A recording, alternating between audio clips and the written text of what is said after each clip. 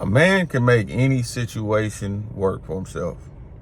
A refined, complete man, a man who aligns with the spirit of abundance, has a positive outlook, who lives in the vibration of health, happiness, prosperity, a man who holds himself fully accountable, a man who accepts his dominion and sovereignty, in the placement that God has placed him, a man who doesn't rely on blame and excuse. A complete man can make anything work for himself.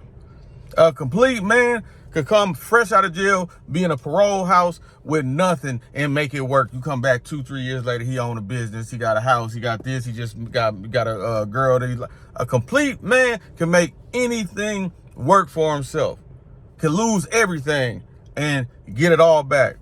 Because once you reach that level of manhood and it becomes in you, see, that's what I respect. I'm gonna be honest.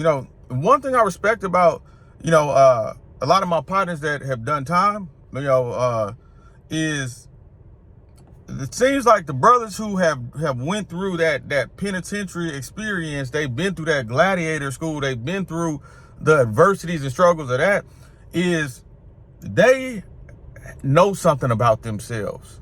And it seems like they know something about themselves that, the rest of us in the square world are still, hoping or trying to figure out about ourselves. See, my partners who've done time in the pen, they understand, they understand that they can rely on self through hell. They know that they've come out of gladiator school. So they're high value men, but their value resides inside.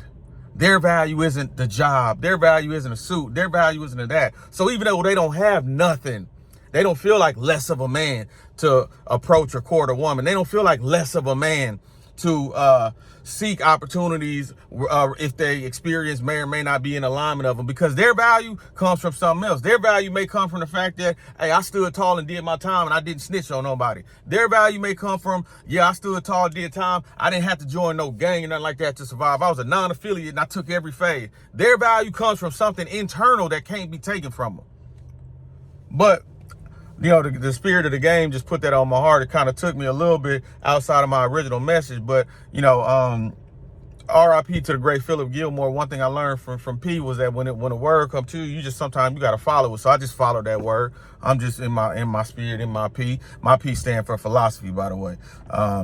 But getting back to this game that I never left, let me say this.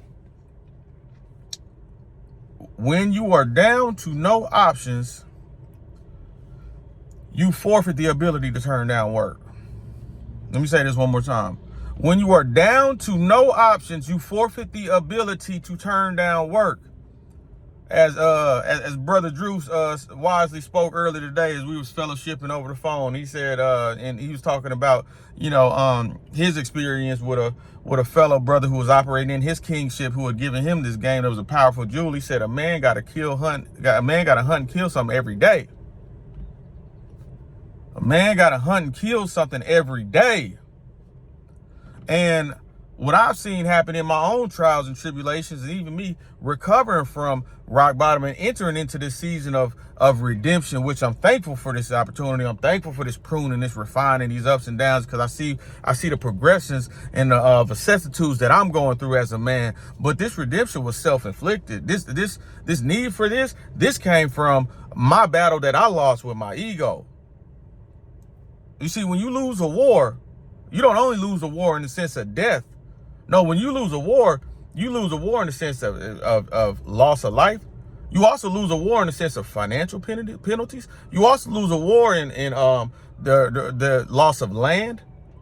These are all the things that happen when you lose a war. You see, when America wins a war, we win the war. We take some land. We place restrictions on how you can operate. We may put you under some type of financial punitive damages. That's what happens when you lose a war.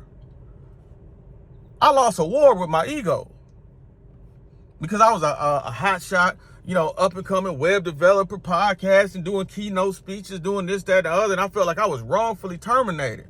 So in my anger for being wrongfully terminated, instead of having an abundance mentality and realizing the kingship of who I am. Y'all gonna terminate me? Shit. Okay, terminate me, bro. I'm the digital director that brought y'all record freshman enrollment. Man, I'm the mind behind one of the most historic campaigns that ever happened in Houston. 19 elected judges, man. Please, man. I wish I would have did this sooner. I'm on to the next one. Hey, guess what, H-Town? The coldest person. Hey, the brightest digital mind in the streets is available right now. I'm taking meetings. That should have been my mentality, but because I felt like I was cheated, and because I was extra sensitive to it because it was by a white man, and I had sacrificed. I had done things against my own moral code, in the sense of not negotiating, standing up for myself, not standing up for myself, allowing these white folks to use me when I knew I was being used, and somehow held out hope that somehow one day they're gonna wake up and be like, we've used Robert enough, now let's go ahead and treat him like a king. When people who use you don't start unusing you. Using is, if you're being used and manipulated, that is the role that you have been casted in. You don't get casted in the role of being used and manipulated and then all of a sudden become a person who's righteously, unless demands are made, unless changes are made. You're not going to be drafted. Oh, okay, the game that came to me again. Hey, ladies, pay attention to this. Pay attention to this, because I'm about to give you some game. You're not going to be brought to a camp to be a backup, and then all of a sudden, oh, okay, well, you know what? We want Ryan Fitzgerald to be our franchise quarterback. No, you weren't brought to that franchise with the prospect of being a franchise quarterback. You were brought there to be a backup. So even if you perform great as a backup, it's still like, you're just a backup. It's hard to go from that journeyman backup label to being a franchise player. That's why where you're drafted matters. That's why the position you drafted to play matters. But that was that game, just taking me left a little bit, but in the spirit, R.I.P. Phillip, because I'm just following the word wherever it take me today. But expecting these people who viewed me as a backup punter to all of a sudden one day view me as a franchise quarterback, no, I was being weak, so my self-image suffered because I knew I was doing something that was weak. And you are in a relationship with you. Best believe that. Same way you look at another man and be like, man, that nigga a sucker, man. You be taking that off of them. That's how you looking at yourself. That's how you're looking at yourself. When you tell somebody, if you don't do this, I'm gonna do that, and they do it and you don't do that, you're looking at yourself like man, that nigga sweet, that nigga hoe ass nigga. You look at, so when I accepted that, it broke my self-image. And I tried to go to war because instead of holding myself accountable and realizing that, P, you ain't operating in your prosperity. P, you know better than to do that. P, you understand leverage. P, you too educated to do that. P, you know Lord is that other. P, you let your emotions get to P, you read spook by the door. Instead of holding myself accountable, I wanted to get it back in the white man blood.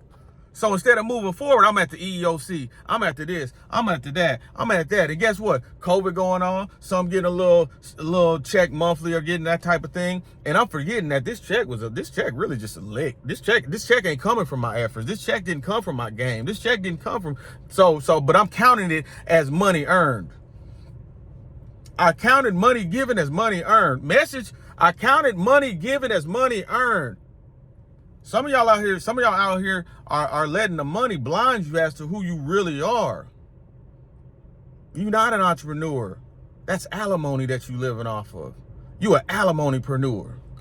You not bossed up right there. That's your daddy business who opening them doors for you. You got to be real about where you are, because you could easily get blinded. I got blinded and got comfortable. So I didn't recognize my own fall off happening. So when the fall off started happening, I'm going to tell you the thing about a fall off. If you're not living life fully aware of where you at and what's going on and your status as a man, you already about 50% into the fall off before you even realize I'm falling off. Like, oh shit, damn, I'm falling off. Because even though you ain't been killing it, even though you ain't been killing something every day, maybe you had a couple things in the almshouse, so you didn't kill something today, but you still ate. Didn't kill something yesterday, but you still ate. Didn't kill something the other day, but you still ate. It's like a prescription pills or something. You pop one, okay, cool. Man, my back still hurting. Pop another one, cool. Hey, you only supposed to take one a day, but you took 2 today. You only supposed to take 1 a day, but you sold 3 the other day. But it looked like you still got pills in there. And then you finally look down, you're like, oh, shit, I only got 4 pills left. Same thing with a fall off. Look like, hey, look like doing all right. I ain't really worked today, but hey, I'm still eating. I ain't really do that, but I still took that trip. I ain't do this, but I still, got these ladies coming around. I ain't do that, but I still live in a fly crib. Until you look in your account and you like, damn. Now you 50% through the fall off. And the one thing that you got to do when the one mistake that we make next after already being 50% through the fall off, make it worse. I'm falling off. Now I'm gonna go take a loan out from my partners. Now I can't pay this loan back. Just made it worse. Now I'm gonna go max out my credit cards. Okay, so now I didn't fell off, took out this loan, maxed out my credit. I made it worse from that. Okay, now I'm gonna just take that bread, that 401k. I'm gonna take that out, make it. And now you're in panic mode. I'm gonna tell you how you get out of panic mode. I'm gonna tell you how you stop a fall off by being a man. If you do not have any other options, you forfeit the ability to turn down work. Falling off right now. I don't care if you was in the C-suite. I don't care if you was at Goldman Sachs. I don't care if that. Hey, guess what? Investment banker, you might have to paint for a little while. Guess what? Accountant, you might have to drive Uber for a while. Guess what? Superstar web developer, coder, you might have to ride share for a little while. You might have to cut some yards. You might have to do that. But I guarantee you this, in good words say, pride come before the fall. It was my pride that said, man, I ain't finna do that shit. Man, I ain't finna be driving no Uber, man. I ain't finna be doing that. But had I simply just said yes to that and not lost this battle with my ego, I'd still be at 1825. Maybe I'll be at somewhere flyer than 1825. I have 2-3 businesses going right now. I have, extra ERC credits for being an entrepreneur. Like my ego, I lost a war with my ego, and my ego, man, this cost me $250,000 because of my pride.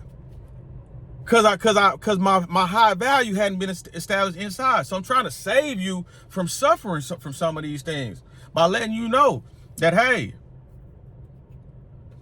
when it's time, as a man, you gotta kill something every day. And if you don't have any other options, if you're in a transitional period, if you're in a struggle, you forfeit the right to turn down work if you don't have no other options. You know what I'm saying? Now, that's my word, man. Ball is life.